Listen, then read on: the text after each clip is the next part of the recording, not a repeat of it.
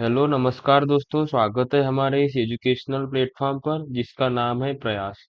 दोस्तों, हम कक्षा 11 के विषय गणित की तीसरी क्लास करने जा रहे हैं, जिसमें हम गणित के अध्याय 2 के, जिसका नाम है संबंध एवं फलन, के अति महत्वपूर्ण प्रश्नों को हल करेंगे। पिछली क्लास में हमने समुच्चय के अति महत्वपूर्ण प्रश्नों को हल किया था, जो आपके आने वाली तिमाही परीक्षा से रिलेटेड काफी आवश्यक साबित हो सकते हैं। इस क्लास में हम नए चैप्टर, हमारा सेकंड चैप्टर संबंध एवं फलन के अति महत्वपूर्ण क्वेश्चन को देखेंगे, जो ये भी क्वेश्चन आपके तिमाही परीक्षा में आवश्यक हो सकते हैं। ठीक है दोस्तों, तो शुरू करते हैं हमारी इस क्लास को। चलते हैं हम हमारे पहले क्वेश्चन की ओर। तो दोस्तों, अध्याय 2 का पहला प्रश्न है हमारा ये, जिसमें क्वेश्चन में पूछ रहा है, यदि x/3 + 1, y-2/3 बराबर है 5/3, 1/3, तो x तथा y ज्ञात कीजिए।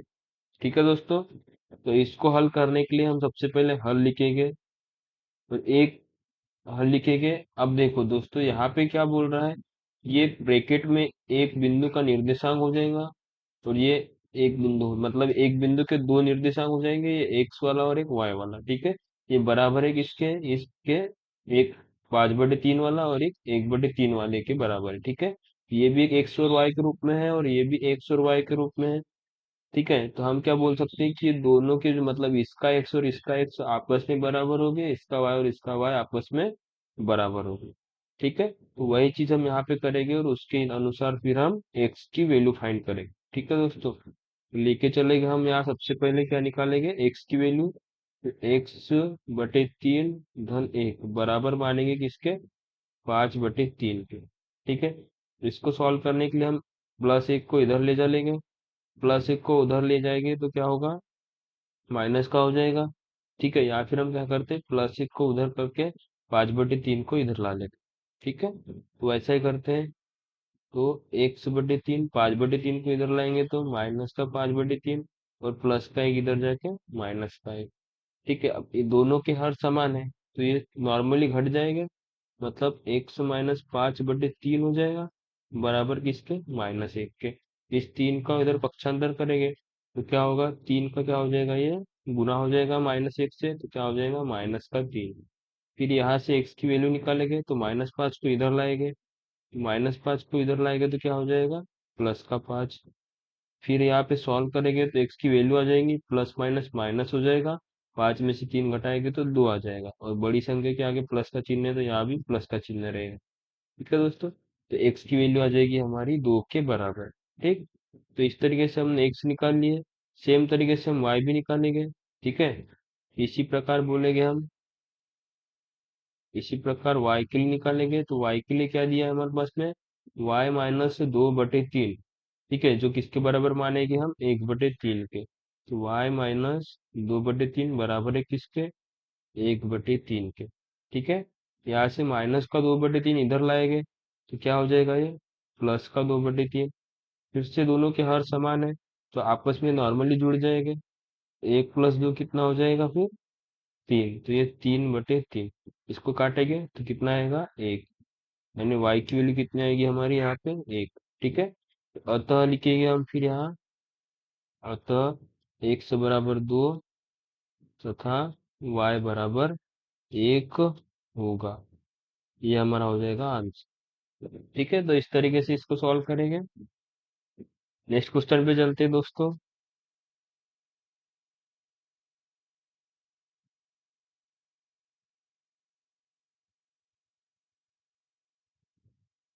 दोस्तों, नेक्स्ट क्वेश्चन में बोल रहा है, यदि समुच्चय ए में 3 अवयव है तथा समुच्चय बी में 3, 4 और 5 का, मतलब उसका रूप दिया है। ठीक है, तो ए क्रॉस बी या ए गुना बी में अवयवों की संख्या ज्ञात कीजिए। ठीक है, इसको हल करेंगे दोस्तों, तो इसमें सबसे पहले जो दिया है वो लिखेंगे अपन।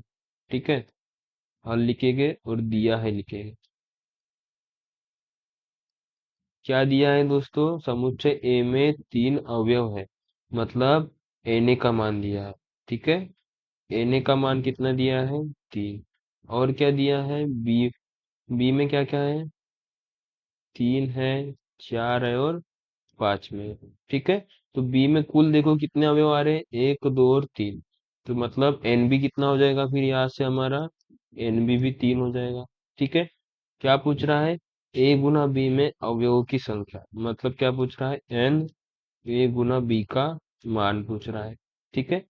दोस्तों हमको मालूम है एक सूत्र, क्या, कि एन ए गुना बी, इसका मान किसके बराबर होता है, एन ए गुना एन बी के बराबर होता है।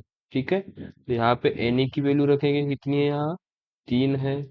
और एन बी की वैल्यू कितनी है हमारी, 3 है। तो दोनों को मल्टीप्लाई करेंगे तो कितना आएगा, 9। यानी हमारा एन ए गुना बी कितना हो गया, 9 हो गया। यही हमको निकालना था यहाँ। तो अतः लिखेंगे हम बाद में, अतः क्या लिख लेंगे, कि अतः ए गुना बी में अवयवों की संख्या, सॉरी दोस्तों,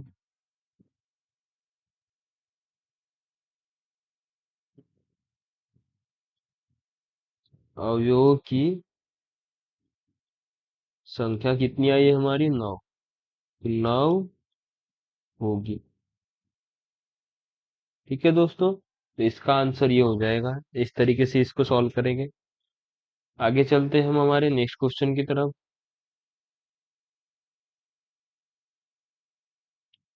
ठीक है दोस्तों, नेक्स्ट क्वेश्चन है हमारा पांचवा, जिसमें ए बराबर दिया है -1 और 1, और पूछ रहा है ए गुना ए क्या होगा। ठीक है। इसको भी हल करेंगे दोस्तों, गुना करेंगे हम इनका। दिया है, लिखेंगे सबसे पहले, क्या दिया है, कि ए बराबर है किसके, -1 और 1 के। ठीक है। और निकालना क्या है हमको, ए गुना ए बराबर हमको ज्ञात करना है। ठीक है। प्रश्नानुसार हम चलेंगे, प्रश्नानुसार चलेंगे। सबसे पहले ए गुना ए निकालेंगे। ठीक है। ए गुना ए मतलब क्या होगा, कि ए का ए से गुना, यानी -1 और 1 का गुना किससे, -1 और 1 से। ठीक है। तो इनका गुना करेंगे तो क्या होगा, -1 का इन दोनों के साथ हो जाएगा। ठीक है। तो क्या क्या आएगा इसमें, -1 और -1 आ जाएगा।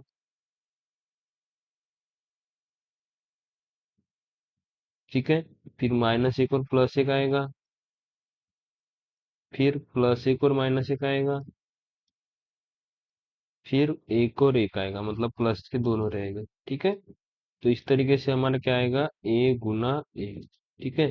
फिर हम निकालेंगे ए गुना ए, यानी 2 बार हो गया। अब तीसरे बार इसी में गुना करेंगे, यानी क्या करेंगे, ए गुना ए। तो इसका मतलब क्या हो जाएगा, कि जो ऊपर में हमारा आया है, ठीक है, -1 -1, -1 +1, +1 -1, और दोनों के +1। ठीक है। इसमें हम गुना करेंगे किसका, जो ए की वैल्यू है, क्या है हमारी, -1 और +1। ठीक है। तो इसको हल करेंगे दोस्तों आगे। तो क्या करेंगे, फिर से जो पहला अवयव है इसका पहले एक बार इसके साथ, फिर एक बार इसके साथ गुना होगा। ठीक है। तो क्या आएगा हल करने पे, ए गुना ए बराबर क्या आएगा, -1 और -1। ठीक है। क्या आएगा, -1 और -1। ठीक है। फिर -1 और +1, -1 और प्लस का 1। ठीक है। इस प्लस को हटा देता हूँ मैं।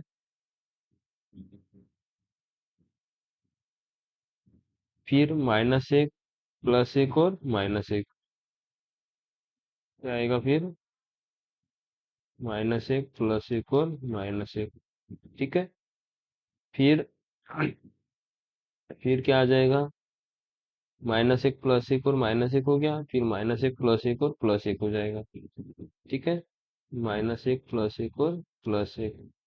फिर इस पर आएगा अपन, 1 -1 और -1, 1 -1 और -1। फिर 1 -1 और +1, 1 -1 और +1।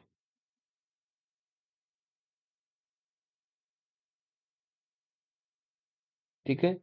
फिर लास्ट वाला बच गया हमारा, 1 1 और -1, एक एक और माइनस एक, एक एक और एक, एक एक और एक। ठीक है, तो कितने अवयव हो गए हमारे? एक दो तीन चार पाँच छः सात और आठ। ठीक है, तो ये हमारा क्या होगा? एक गुना एक, इसका आंसर। ठीक है, नेक्स्ट क्वेश्चन पे चलेंगे अपन। नेक्स्ट क्वेश्चन में क्या बोल रहा है? ए गुना बी बराबर दिया है A X A Y B X B Y. तो ए तथा बी ज्ञात कीजिए। ठीक है, ए तथा बी हमको ज्ञात करना है और ए गुना बी का मान दिया है, तो इसको लिखेंगे। जो दिया है वो क्या दिया है? ए गुना B.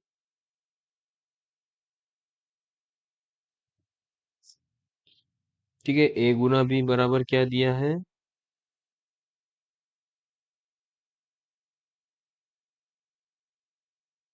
A X A Y B X B Y. ठीक है, और निकालना क्या है हमको? ए और बी दोनों का मान निकालना है। ए बराबर क्या होगा और बी बराबर क्या होगा? ठीक है दोस्तों, देखो यहाँ पे पहला जो है अवयव, क्या पहला समुच्चय क्या है? ए है। तो ए मतलब हो जाएगा प्राथमिक घटकों का समुच्चय, और दूसरा क्या है? बी है। तो बी मतलब हो जाएगा द्वितीय घटकों का समुच्चय। ठीक है, तो यहाँ से फिर आगे हल करेंगे हम। तो ए बराबर क्या होगा? प्राथमिक घटकों का समुच्चय।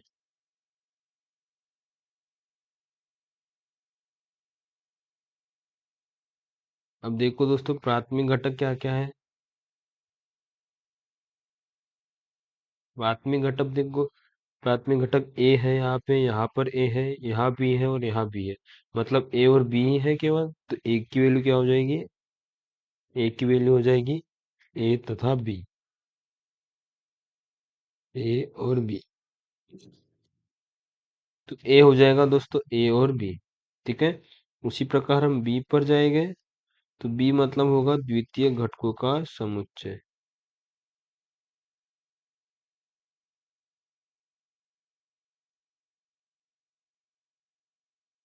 द्वितीय घटक क्या है हमारे? एक्स और वाई, एक्स और वाई। ठीक है, तो बी में क्या आ जाएगा हमारा? एक्स और वाई। ये हमारे आंसर। ठीक है, तो इस तरीके से सॉल्व करेंगे इनको। नेक्स्ट क्वेश्चन पे चलते हैं हम।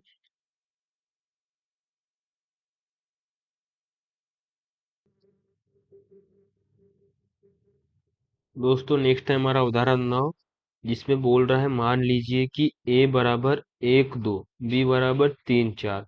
तो a से b में संबंधों की संख्या ज्ञात कीजिए। ठीक है, a से b में संबंधों की संख्या ज्ञात कीजिए बोल रहा है। इसको हल करेंगे, जो दिया है वो लिखेंगे।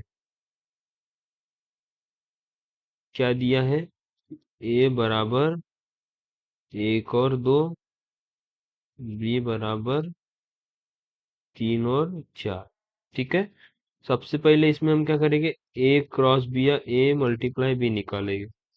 ठीक है, तो ए मल्टीप्लाई बी मतलब क्या? एक और दो का मल्टीप्लाई किससे? तीन और चार से।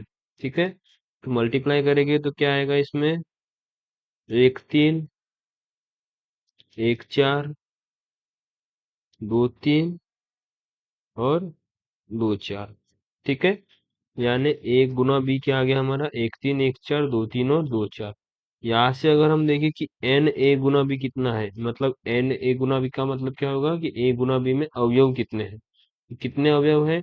एक दो तीन और चार, यानी कितना आ रहा है हमारा? चार। ठीक है, हमको क्या बोल रहा है प्रश्न में? ए से बी में संबंधों की संख्या ज्ञात कीजिए। ठीक है, तो हम जानते हैं क्या है कि ए से बी में संबंध। ठीक है, ए से बी में संबंधों की संख्या किसके बराबर होती है? ए क्रॉस बी में उपस्थित, मतलब ए क्रॉस बी जो है हमारा समुच्चय बनेगा, इसके उप समुच्चयों की संख्या के बराबर होती है। उप समुच्चयों की संख्या। ठीक है, ए से बी में संबंधों की संख्या बराबर होती है किसके? ए क्रॉस बी के उप समुच्चयों की संख्या। अब ए क्रॉस बी के उप समुच्चय की संख्या निकालने का फॉर्मूला क्या होता है? टू की पावर n होता है, किसी भी समुच्चय में उपसमुच्चय की संख्या निकालना है। ठीक है, जैसे एक समुच्चय हमारा, ठीक, तो ए के उपसमुच्चयों की संख्या निकालना है। उपसमुच्चयों की संख्या बराबर होती है टू की पावर n, जहाँ पे n क्या है, ए के अवयव की संख्या।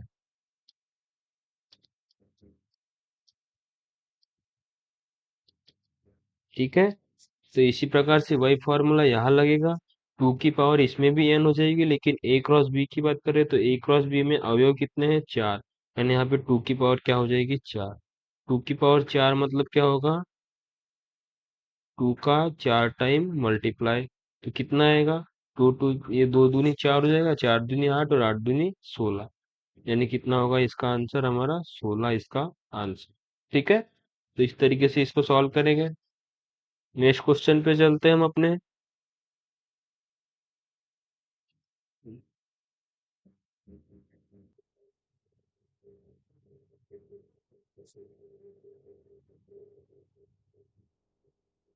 नेक्स्ट क्वेश्चन है हमारा, ए बराबर है एक दो तीन पाँच, बी बराबर है चार छः नौ। ए से बी में एक संबंध आर है, जिसमें क्या बोल रहा है कि आर में एक्स वाई है, और एक्स वाई में क्या बोल रहा है कि एक्स और वाई का अंतर विषम है, जहाँ पे एक्स क्या है, ए के अवयव है, और वाई क्या है, बी के अवयव है। ठीक है, इस तरीके से परिभाषित है आर, तो आर को रोस्टर रूप में लिखिए बोल रहा है। ठीक है, तो जो दिया है वो लिखेंगे हम सबसे पहले। दिया है हमारे पास में क्या, ए बराबर, ए बराबर क्या दिया है, एक दो तीन और पाँच। ठीक है, बी बराबर दिया है, बी बराबर है चार छ और नौ। और क्या दिया है, आर, आर बराबर क्या दिया है, एक्स वाई के रूप में है, इसमें एक्स क्या है, एक्स व वाई का अंतर विषम है बोल रहा है, और एक्स उपस्थित है ए में एंड वाई उपस्थित है बी में। ठीक है, तो इसमें हमको संबंध बनाना है ए से बी में, जिसमें एक्स और वाई का अंतर क्या आना चाहिए, विषम आना चाहिए। तो इसके लिए हम एक तीर आरेख बनाते हैं। तीर आरेख बनाएंगे हम, जिसमें ये हो जाएगा एक्स और ये हो जाएगा हमारा वाई। ठीक है, तो एक्स की वैल्यू, मतलब ये ए का मान हो गया हमारा, ठीक है, और ये क्या हो गया हमारा, बी का मान। तो ए के अवयव क्या क्या है, एक दो तीन और पाँच। बी, बी के अवयव क्या क्या है, बी के अवयव है चार छ और नौ। ठीक है, अब जिन जिन का अंतर विषम है उन्हीं का संबंध बनाएंगे हम। तो देखो दोस्तों, एक और चार का अंतर कितना है, तीन, और तीन एक विषम है, तो इनका एक संबंध हो जाएगा। फिर एक और छह का अंतर कितना है, पाँच, तो पाँच भी विषम है, तो इसका भी संबंध हो जाएगा। एक और नौ का अंतर कितना है, आठ, लेकिन आठ विषम नहीं है, तो इसका संबंध नहीं होगा। फिर दो पे चले गए, दो और चार का संबंध बना सकते हैं क्या, दोनों का अंतर दो है, सम है, तो नहीं बना पाएंगे। दो और छह का संबंध भी नहीं बनेगा, क्योंकि अंतर चार सम है। दो और नौ का संबंध बनाएंगे तो अंतर कितना आएगा, सात, जो कि क्या है, विषम है। तो ये हो जाएगा इसका एक संबंध। फिर तीन और चार का संबंध बना सकते हैं, क्योंकि उसका अंतर एक आएगा। ठीक है, और तीन और छह का संबंध बना सकते हैं, क्योंकि अंतर तीन आएगा। और तीन और नौ का संबंध बनाएंगे तो छह आएगा अंतर, मतलब ये सम आ जाएगा, तो ये संबंध नहीं रहेगा। ठीक है, वैसे पांच और चार का संबंध बनाएंगे तो एक अंतर आएगा। पांच और छह का संबंध बनाएंगे तो इसमें भी एक अंतर आएगा। और पांच और नौ का संबंध बनाएंगे तो चार अंतर आएगा, जो कि सम होगा। ठीक है, तो ये अंतर, ये संबंध नहीं बनेगा। तो इस तरीके से संबंध बन जाएगा हमारा। अब देखेंगे कि आर में क्या क्या अवयव आ सकते हैं हमारे। ठीक है, एक्स और वाई के रूप में लिखना है, तो एक्स के पहली वैल्यू लिखेंगे, तो एक्स की वैल्यू एक लिखेंगे, तो एक लिखेंगे, तो एक का संबंध चार से दिख रहा है और छह से, तो क्या लिखेंगे इसमें, एक का चार से संबंध और एक का छह से संबंध। ठीक है,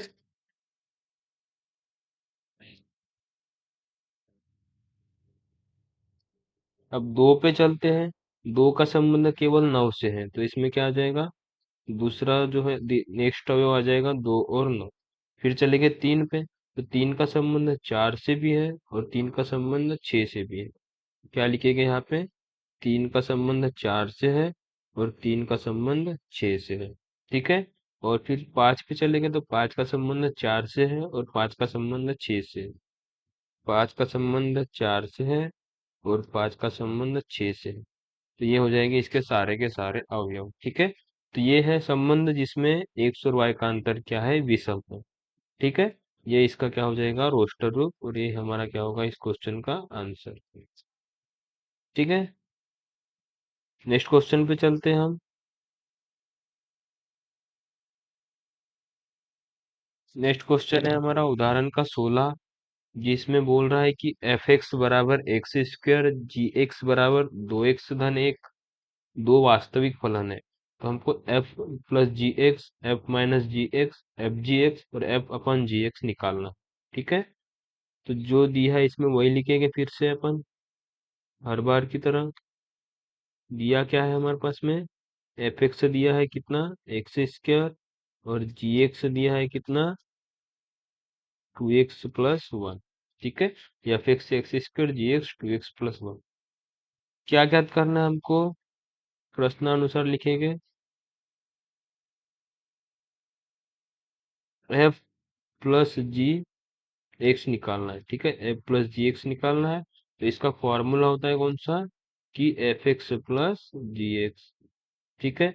यहाँ से इसकी वैल्यू रखेंगे, एफ एक्स की वैल्यू कितनी है, एक्स स्क्वायर, और जी एक्स की वैल्यू कितनी है, 2x+1।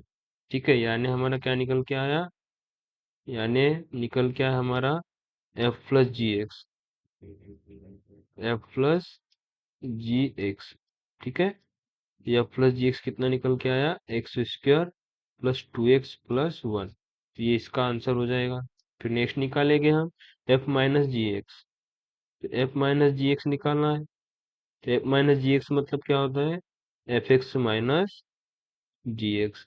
यहाँ फिर से वैल्यू रखेंगे, एफ एक्स की वैल्यू एक्स स्क्वायर माइनस जी एक्स की वैल्यू हो जाएगी 2x+1। ठीक है। इस माइनस का अंदर मल्टीप्लाई करेंगे तो क्या आएगा, माइनस का 2x और माइनस का 1। और ये किसकी वैल्यू आ गई हमारी, एफ माइनस जी एक्स की। ठीक है। ये किसकी वैल्यू है हमारी, एफ माइनस जी एक्स की। ये हमारा सेकेंड आंसर हो जाएगा। ठीक है। इसी तरीके से हम थर्ड और फोर्थ भी निकालेंगे। थर्ड में क्या बोल रहा है, F G x, F G x, F G x मतलब क्या होता है, कि एफ एक्स इंटू जी एक्स। यहाँ वैल्यू रखो एफ एक्स की, एफ एक्स की वैल्यू एक्स स्क्वायर और जी एक्स की वैल्यू 2x+1। जब इधर मल्टीप्लाई करेंगे तो क्या आएगा, 2x का क्यूब हो जाएगा ये। ठीक है। और ये एक्स स्क्वायर हो जाएगा। ये हो जाएगा हमारा क्या, एफ जी एक्स। ये तीसरा आंसर हो गया। इसी तरीके से चौथा निकालेंगे हम। चौथा क्या है, एफ अपन जी एक्स। तो एफ अपन जी एक्स मतलब क्या होता है, एफ एक्स अपन जी एक्स। यहाँ वैल्यू रखेंगे एफ एक्स की। तो एफ एक्स की वैल्यू है एक्स स्क्वायर और जी एक्स की वैल्यू है 2x+1। ये आगे सवाल नहीं होगा, मतलब यही क्या हो जाएगा हमारा आंसर। ठीक है। तो ये हमारा चौथा आंसर हो गया। तो इस तरीके से इनको सॉल्व करेंगे फॉर्मूला लगा के। ये फॉर्मूले याद रखोगे आप लोग। चलते नेक्स्ट क्वेश्चन की तरफ।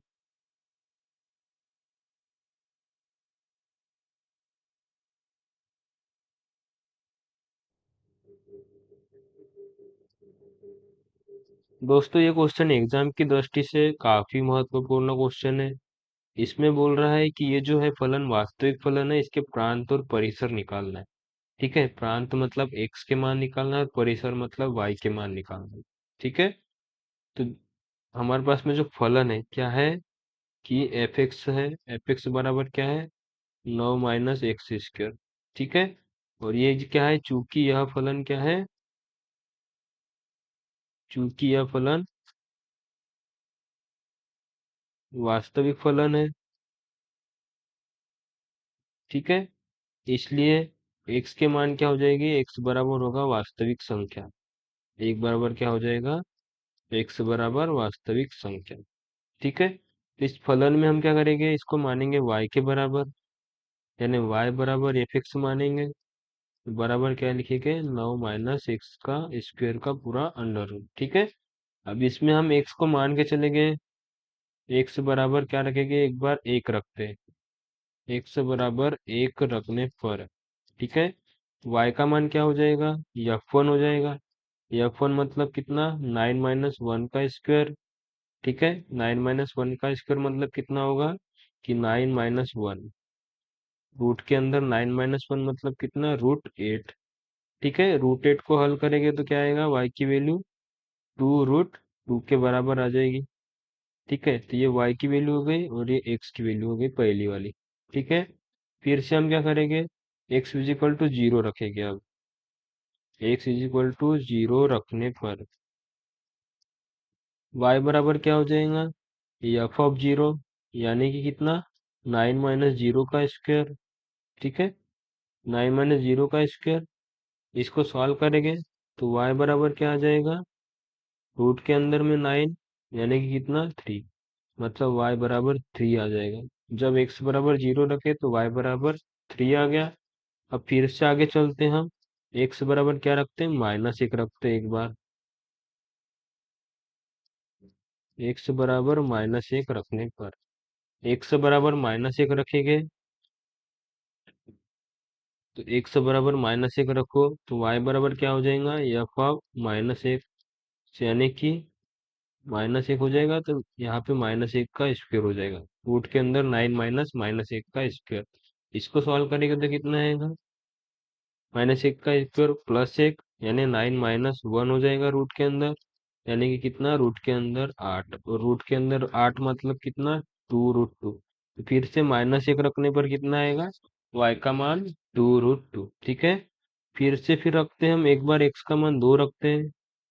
एक्स बराबर 2 रखने पर, एक्स बराबर 2 रखेंगे तो वाई बराबर क्या हो जाएगा, एफ ऑफ 2, यानी कि कितना, 9 - 2 का स्क्वायर, ठीक है। तो 9 - 2 का स्क्वायर रखो, कितना हो जाएगा, 9 - 4, 9 - 4 मतलब √5, ठीक है, √5 आएगा, वाई इज इक्वल टू क्या आएगा, √5, ठीक है। अब एक्स इज इक्वल टू हम 3 रखते हैं, एक्स इज इक्वल टू 3 रखने पर, एक्स इज इक्वल टू 3 रखेंगे तो वाई इज इक्वल टू क्या हो जाएगा, एफ ऑफ 3, यानी कि कितना, 9 - 3 का स्क्वायर, 9 - 3 का स्क्वायर मतलब 9 - 9 हो जाएगा अंडर रूट, यानी कि कितना, 0, यानी कितना आएगा, वाई इज इक्वल टू यहाँ पे 0, ठीक है। तो 3 रखने पे 0 आ गया। अब 4 रखेंगे तो 4 का स्क्वायर 16, माइनस का 16 हो जाएगा, माइनस का 16 जब 9 से माइनस होगा तो कितना आएगा, फिर माइनस का 7 हो जाएगा, ठीक है। माइनस का कितना, 7 हो जाएगा, और माइनस का 7 मतलब ये इमेजिनरी नंबर हो जाएगा।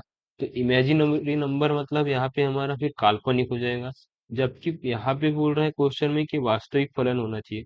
तो हम 3 से बड़ी वैल्यू रखेंगे तो काल्पनिक हो जाएगा, मतलब वैल्यू 3 से छोटी ही रखना पड़ेगा, ठीक है। तो 3 से छोटी ही रखना पड़ेगा हमको, 3 से छोटी वैल्यू रखेंगे तो 3 से छोटी वैल्यू रखने पर मतलब यहाँ से फिर हमारा क्या हो जाएगा, एक्स की जो वैल्यू है 3 से छोटी होगी, और फिर से अगर -3 भी रखेंगे तो -3 से भी छोटी हो जाएगी, ठीक है। तो -3 से ज्यादा छोटी नहीं हो सकती है, और -3 से बड़ी होगी और 3 से छोटी होगी, ठीक है। -3 और 3 के बीच में होगी एक्स की वैल्यू।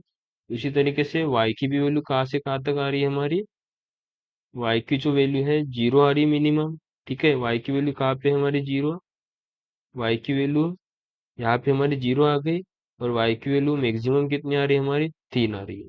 तो 0 और 3 के बीच में ही आएंगे, ठीक है। प्रांत और परिसर क्या हो जाएंगे, इसी प्रकार हमारे, इसी प्रकार प्रांत हो जाएंगे हमारे क्या, प्रांत कहाँ से कहाँ तक रखना है हमको, एक्स की वैल्यू -3 रख सकते हैं और +3, ठीक है। तो एक्स की वैल्यू बड़े कोष्ठक में लिखेंगे -3 से लेके +3 तक, ठीक है। इस तरीके से लिखेंगे, यही क्या है हमारा प्रांत है, ठीक है। -3 से लेके +3 तक प्रांत हो जाएगा, और वही परिसर क्या हो जाएगा, परिसर होगा हमारा वाई का मान, और वाई का मान किसकी किसके बीच आ रहा है, 0 और 3 के बीच में, यानी कि परिसर हो जाएगा 0 और 3, ठीक है। देखो वाई का मान 2√2 भी आ रहा है, 0 और 3 के बीच में आ रहा है, √5 भी 0 और 3 के बीच में आ रहा है, जीरो से छोटी वैल्यू नहीं आएगी और 3 से बड़ी वैल्यू y की नहीं आएगी, तो यही हमारा इसका आंसर हो जाएगा। ठीक है, तो इस तरीके से इस क्वेश्चन को सॉल्व करेंगे। एग्जाम पॉइंट ऑफ व्यू से काफी इंपॉर्टेंट क्वेश्चन है। चलते हैं नेक्स्ट क्वेश्चन की ओर।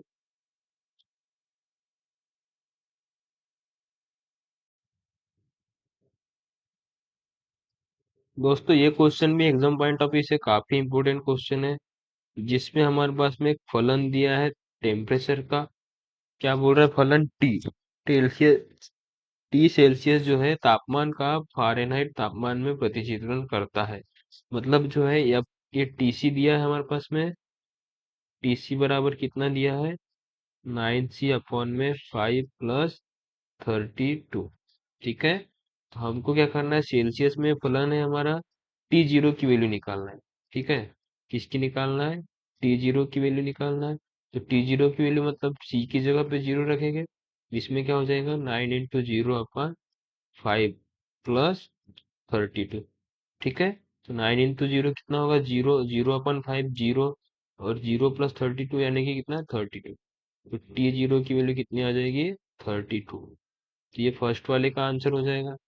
सेकेंड वाला क्या बोल रहा है, सेकेंड वाले में बोल रहा है कि सी का मान जब टीसी बराबर 212, तो यहाँ पे टीसी जो है हमारा कितना है, 9c/5 + 32। तो टीसी बराबर 212 दिया है। ठीक है, इसको अच्छे से लिख लेता हूं मैं। टीसी बराबर दिया है कितना, 212। तो टीसी की जगह रखेंगे 212, और यहाँ से सी की वैल्यू हम फाइंड करेंगे। ठीक है, 32 को इधर ला लो पक्षांतर करके, तो काय में हो जाएगा, माइनस में हो जाएगा, और 9c/5। 32 को माइनस करेंगे तो कितना आएगा, 2 में से 2 गया जीरो, 11 में से 3 गया तो 8, और इधर में बच जाएगा 1, बराबर 9c/5। ठीक है, 9 से इसको कैंसिल करेंगे तो 20 टाइम 9 से कैंसिल हो जाएगा, और 20 का मल्टीप्लाई 5 से करेंगे तो कितना हो जाएगा, सी की वैल्यू आ जाएगी, सी की वैल्यू कितनी आएगी, 100। ठीक है, ये इस तरीके से इसको सॉल्व करें। तो ये ऐसे क्वेश्चनों में हमको बस वैल्यू पुट करके सॉल्व करना होता है, लेकिन ये अपने एग्जाम पॉइंट ऑफ व्यू से काफी इंपोर्टेंट क्वेश्चन है, इसको भी एक बार आप देख लोगे। नेक्स्ट क्वेश्चन पे चलते हैं।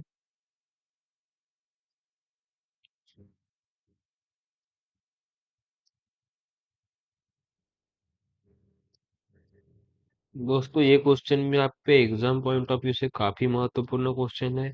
इसमें हमारे पास में दिया है क्या, f(x) बराबर x² + 2x + 1 अपॉन में x² - 8x + 12। ठीक है, अब देखो दोस्तों f(x) जो है यहाँ पे एक प्रकार से हम बोले तो ये किस तरीके से परिभाषित है, px/qx के रूप में परिभाषित है।